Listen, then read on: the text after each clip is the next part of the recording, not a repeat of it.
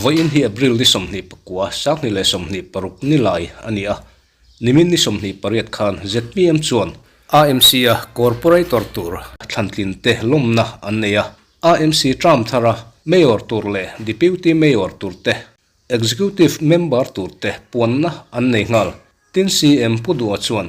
wat number 9 le 19 a antlin lo na chan soin Congress le MNF anin lom ton ni omina soi ZPM te kan lom puya dik taka rorel zel turin du sakna kan lane ole kian kai shwe nei wena hian ne nani ro pui tak mai lim takin lom tang phin kan anom le ta alom om le ni maro chu hei ko ten min bum ro de ba chun na bo kan han siam bel na sabia ba kan la khat lo ang re bia maya chapo te ya la an result lom da te bo he chung la tra ni min si re ni ti je lai kia zo ga trong tom kan ko sa da jang song ne na kan chan lai ui kan phim ko mai ni đến hay các con đi lên cái xe ngọc tiếng dấu ta lộ bật đi cái này à tôi cần thì lẽ mày à mà rồi xưa các thì lâu là nhớ cả kia các mình phải có số này ngày là đó mình để đi được không cái mà đi các mình nói các con một tổ ra các assessment các sự aswal chuang lo khop ani aswal tammi alo ani amara chu Congress le MNF aloin loma ward number 9 na Congress in MNF alo vote puya ward number 19 na MNF in Congress alo vote pui boka chu tiang chu ani ta ka wangin kan tling zo talo kan solid talo deu ni in kan fria ni chung te chu kan han tran tak tak main han soirik a thain ka fria ti chuan kan than tlin tak te zinga mi thatak tak tam tak kan oma chung zinga chuan mo han phur tur bi han siam angai ve boxi a kan zawai hian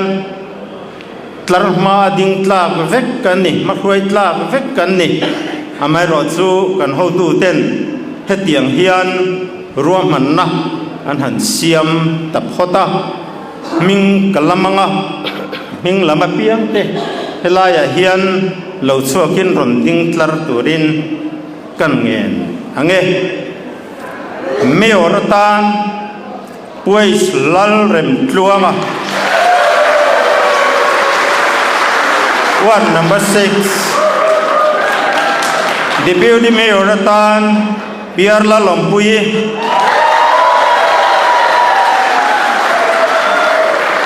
ward number 16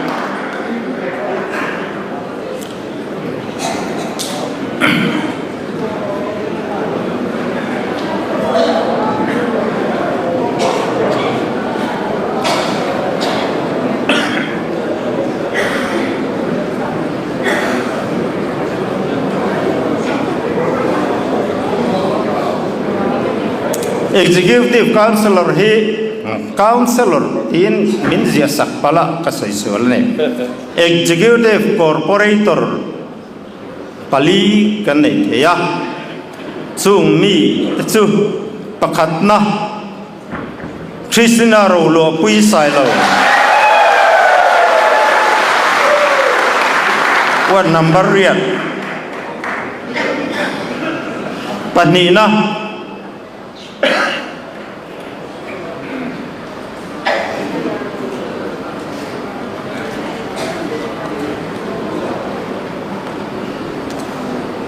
Van lal huaya ward number so pathum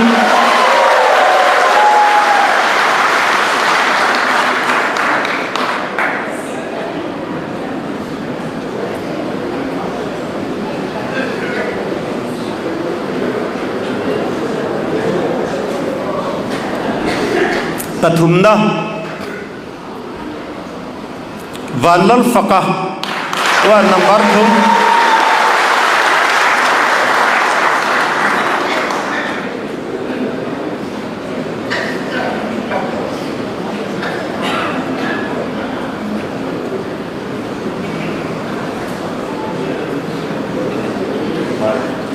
Palina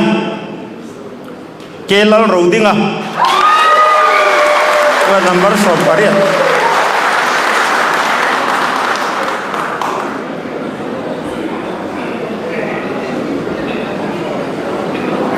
heng mi te hi kan matong turada na kan hodu tenan ruat ania Erman ni mana tu toy te han soi ve ka dua pakhan na chuan tun truma hian kan party hian kan soi tamber chu kan manifesto ni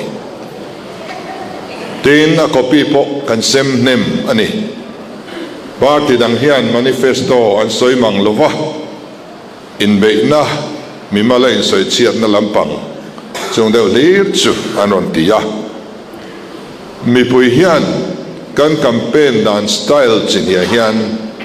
du zo tra ti zo an nei ti a chiang viawa chu wang chuanin kan kalzel hei mi pui hianin kan ti tum hi soi mai turin min duani min bei se ni ten thil kan soi se la kan soi chiani poin akong tha zo ko mu tur kan hre tur ani heti zo hian ti tur ani ke ni chu ni la heti hian kan ti yang ti tur hre chuang si lova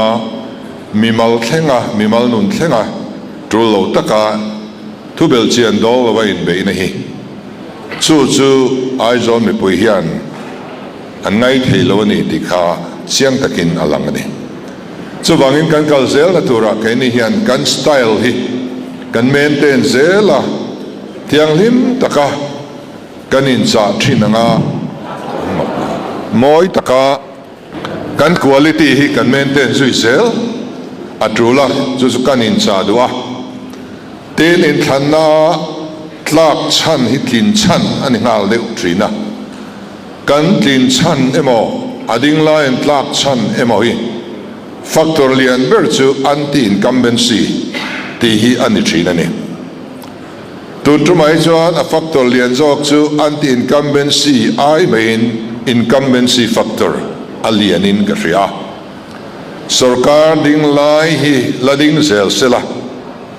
ai zol khapuya po hian sarkar na changlo lo sela ti du na ro rel lai me du sakna incumbency factor chu kan tlin pui lian lein ka ria chu chuan tun AMC in than chau hin lovin MLA in than lom le tur lim tha akeng ngala hei kan lom em na ani tin kan campaigners te lom thu kan in ril diat na hian kan la soi mai deuh pakhat omin ka ria chu lunglei municipal council kan ruai tu te le kan councilor te thanem ngai takin ria chilin helai hianin minon campaign puya an chunga lom thu kan soi du bok ani tin kan in tiam na ka serengela AMC thazo kan in tiam ani thazo ti chuan thil tam tak akeng telani kan malang na tur zong kha thazo chunga hianin akung thei vek ome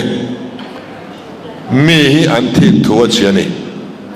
thazok tura in tiam te kan nia wangin chu tiang chu mu an tum dona thil thawak lo an lo ti thinang kan ti ve chuan an ngoi mai don mi alo ani an au chuak don ani min bei don ani ti ka hria rem tur chu wang chuanin an thik thua chia kan laka hian in soi chiat na lama ni lowa te khin thu mai khai khin thu ni zong chu voina hianin AMC sarkar na kan lak chuan zo bu li ni nei tong vai bu nei to lawang te ti ve mot tai lagin mina social na sajia tursu party dang pon lo ke ma ni mi te ngai hian in ngai thei mi alawang tiang mai han soi tianga min chua cha luai yang cho kan dang lam na entir na ni kan dang lam bi ka kan dang lam zel tur ania mi te point dang lam turin min be se ya chu tiang ania wang chuanin kan that zok angai mi ti thua chia ti kha shrezui reng hila tin party ta kan ni then kha chu party a experience na nei vak lo te po kan corporator te in lo ni dona party ta kan ni kan om na unita kan tangkai turani kan om na chung bloka kan tangkai turani headquarters office po kan thlo zeu turani kan man huna tin party tilti khoma then kha chu kan vc member then kha te po hi party tilti khoma en til mang lo turen ngai na zuk nei ta anin ti official tan mai ni kai ni chu sarkar mi kan nia VC kan nia party thila kan batel ve ngai lo an tia party awanga thankin kan ni kan zawai hian party rin kan ni chuwang chuan party kha kan za turania an thu kanoi tur ania party thilti zong zonga khan thankin te chu kan tel ngei zok turani ama ruai tu kan ni turani ti hi kan riat reng atula kan in chadu boka to bera chuan in lung rual na le in pum khatna apoimo ani opposition party de chuan engang point min ron be selangin pathian zara kan migin karing lo opposition party te min ti chiat thei karing lo kan chiat na tur ro chu keimani chung atangin achuak thei chau ani chu kan ven angai long mi hi tui chunga alenga a omna chu tuini a chevel zong tuina khata amai ro chu long chunga tui alo lu chuan apil thin ani ong alo ma ali kas aron pu lu chuan long tipil tu ani chu tiang chia chuan min hual vel tu opposition party te hian min ti chelovang keimani zinga kan party mangai na lo kan ram mangai na melo mani ta na tha tur zon na le mani ma sial na awang ero chuan har san na le buaina athleng theya chung zong songa chuan kan film khuranga ya tin tho pui te a chezonga in comment lo atha corporator zong poi han function chianga neu omang social turin zon chuan in muvekang Paul lama ma ni thau puite a chejong a comment hi a thangai lo kan dam chung hun tam tak a rei lo bra engemo a kan nun na te top thuten lo chuan kum nga chung om ho tur kan nia kan hun tam ber kan mang ho don ani chuta chuan kan thiam te in dom ka ngila in lia khu tlang ilangin kan tin lo na te in pui tlang ilangin thiam te fel lo na le katiang chi pon lama mi te ne na a negative comment in pek hi mi pui tling lo na ania chu tiang ti ching te chu mi ten negative comment an pe sup thina a to pa tuar tuan ni le zel ani chu bang heng zong hi ke ma ni ta na tha ani telani ti te kha kan hereng non nia zorong thong fan ti kha thalania sa celebration day ani boka